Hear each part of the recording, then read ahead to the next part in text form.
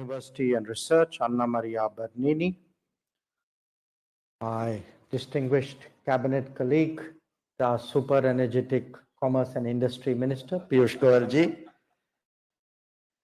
President of FICCI, Harshvardhan Agarwal ji, Vice Chairman and Managing Director of Titagarh Rail Systems, Umesh Chaudhary ji, ambassadors, rectors of universities, heads of research centers, business leaders, ladies and gentlemen. Namaskar and bonjour. It is a pleasure to join you all today at the inaugural meeting of the India-Italy Business, Science and Tech Forum. Deputy Prime Minister, your visit, accompanied by Minister Bernini and this multi-sectoral delegation, is an important step forward to implement the joint strategic action plan which our Prime Minister Narendra Modi ji and Prime Minister Giorgia Meloni had announced in November 2024 at Rio. The last time we met, you shared with me how much you were looking forward to this visit. We reciprocated that sentiment fully, and we are really very, very pleased to see you here with such an impressive delegation. Friends, the action plan which our Prime Ministers agreed upon captured their vision for deepening the bilateral strategic partnership between our two countries, but through concrete outcomes that will benefit both of us. They directed us to work with our respective industries, but also with our scientific establishments and higher education institutions to facilitate collaborations, co-production, innovation, and flow of knowledge and talent between the two of us.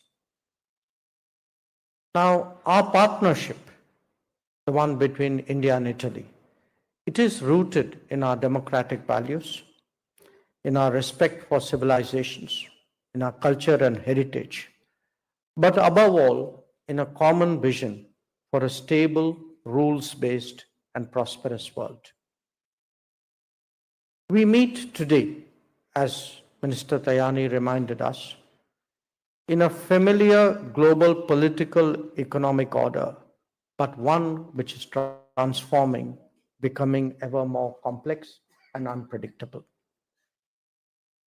Even as we recover from the pandemic, from multiple conflicts in Europe, Middle East, and Asia, we must recognize that our supply chains are more fragile and our maritime shipping more disrupted. Geopolitical competition has sharpened as market shares are leveraged and economic activities are weaponized. Indeed, the over-concentration of manufacturing and the reliability of supply chains have today become overriding concerns for all of us. Industries and governments are struggling to keep pace with the impact of rapid digitalization and technology shifts, which are accentuated by trade barriers and export controls. Countries across the world are understandably responding by de-risking, by building strong political and economic partnerships, by diversifying the manufacturing and trade partners, and by investing at home in innovation and research. Both our countries are witnessing these trends at home. In recent years, India has been working closely with like-minded partners to build the kind of resilient and trusted partnerships that we need now to address not only our economic interests, but our strategic priorities as well. For us, Deputy Prime Minister, Italy ranks high in that list. In many sectors, there is a natural complementarity that we need to exploit, whether it is energy or transport, food processing or light engineering. You in Italy have the technologies and the best practices that could make such a collaboration truly fruitful. We have also launched new platforms like the India-EU Trade and Technology Council, which address our contemporary national and economic security agendas. Together, we are keen to seek and develop critical technologies in the sunrise sectors. You're all aware, and Minister Goel mentioned it as well, of the historic visit of the EU College of Commissioners in February this year, during which Prime Minister Modi and President von der Leyen tasked the two governments to conclude the FTA negotiations by the end of 2025. I hope that our bilateral efforts will advance in tandem. Let me also take this opportunity to bring out India's interests in the Mediterranean. Our relationship with countries in this region have progressed immensely in recent years, especially as the Indian economy gathered momentum. Our trade with the Mediterranean today is in the range of $75 to $80 billion annually, and our diaspora there is approximately 460,000. We have promoted investments in critical sectors, including infrastructure, energy, and technology. The strategic location of the Mediterranean, with approximately 600 ports and which accounts for about 25% of global seaborne trade, establishes it as a crucial hub and one of particular interest to India. For its part, India plays an equally vital role in the Indo-Pacific, extending its reach westwards. Given both the location and centrality, as well as the levels of activities, it makes eminent sense today to connect the two, what Italy is doing eastwards from the Mediterranean and what India is doing westwards across the Arabian Sea, to connect the two for our mutual benefit. The landmark initiative of the India, Middle East, Europe Economic Corridor, which our Italian friends call the Cotton Road, was launched during India's G20 presidency, and both our countries were members of it, and this will truly create a new global axis for economies, for energy resources, and for communications. We must also recognize, and again this is a point that Mr. Goel has brought out, that India and Italy collaborate in many other international initiatives, whether it's the International Solar Alliance, whether it's the Global Biofuel Alliance, or indeed the Coalition for Disaster Resilient Infrastructure. So we have a very good base today to build upon. But when we look today as a country at this turbulent world, I also want to share with our Italian friends that India is trying to play to its strengths and try to expand its many relationships. In the last decade, we have devoted ourselves to enhancing ease of doing business, improving ease of living, building a modern infrastructure through the Gati Shakti initiatives, and forging a digital public infrastructure. This has contributed to better governance and has made us a more attractive business partner.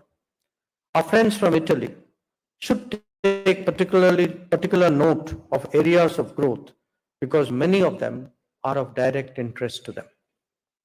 Let me make two other points. India is not just growing. The nature of growth is itself undergoing a shift. This is now a society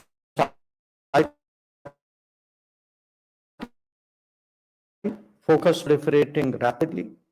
At the same time, there is a determined set of strategies to explore sectors like AI, EV, drone, space, and nanotechnologies who will be the drivers of growth in future. Please also bear in mind that lifestyle changes in India emanating from expanded prosperity are also a new factor of demand. The direction of India's progress and the capabilities of Italian industry make for a good combination. And I believe today that Make in India offers a platform, a pathway for that collaboration to unfold. Let me conclude by highlighting the relevance of Indian skills and talent for our business cooperation. We are creating new capacities in education and vocational training at a truly rapid pace. Many institutions are linking themselves directly to the global workplace. There have also been a surge in global capability centers in India who have now begun to make a significant contribution economically. At the same time, design, research, and innovation are being encouraged across multiple domains. The potential of such collaborations can be brought out by a forum such as this. We heard from Minister Bernini in this regard, and I fully reciprocate her sentiments. Minister Tajani also mentioned the growth in the number of students. Before we came in here, we were talking about the potential of tourism. And I do believe that if we can make it easier to travel between our two countries, that would be a very practical contribution to the betterment of our ties. So let me conclude with these words. I think Minister Tajani's message was very clear today: do more. And I hear that almost on a daily basis from Minister Piyush Goyalji as well. So how do we do more? How do we do more with the world? How do we do more with each other?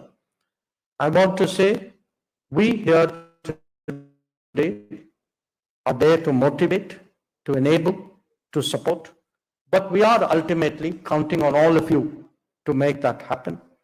I'm sure that your deliberations today in the forum will address itself not only to the issues, but to find practical pathways for deeper collaboration. Once again, I would like to thank the Deputy Prime Minister and his delegation for joining us here today. And I wish you all a very, very productive discussion. Thank you very much.